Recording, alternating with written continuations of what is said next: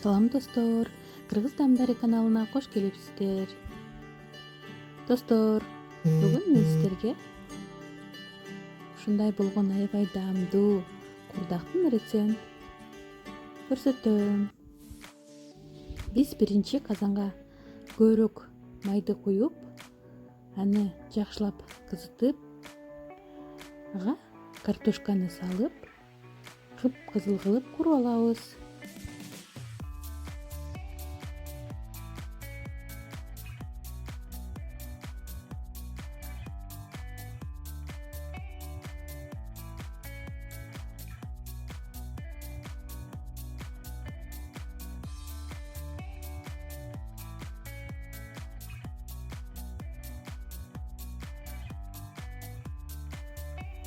Мынакей ушундай кылып куруп алдык. Аны биз казандан чыгарып турабыз.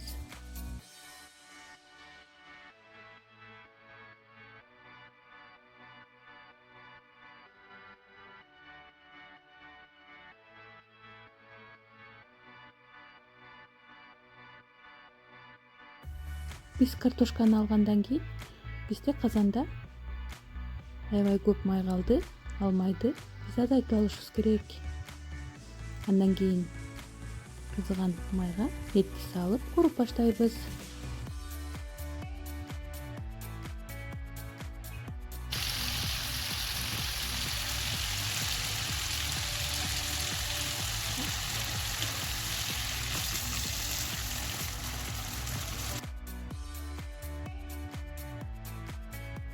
Мынакей этибиз да ушундай болуп кыпкызыл болуп курулуп калды. Эми ага картошканы салып, татымына жараша туз салып, бул жерде бизде эт дагы картошка да уже бышайын деп эле калды.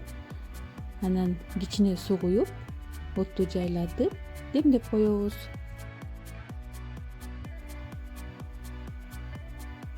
Мынакей достор, бизде уже эт менен картошка да даяр. Эми аны идишке салып баштайбыз.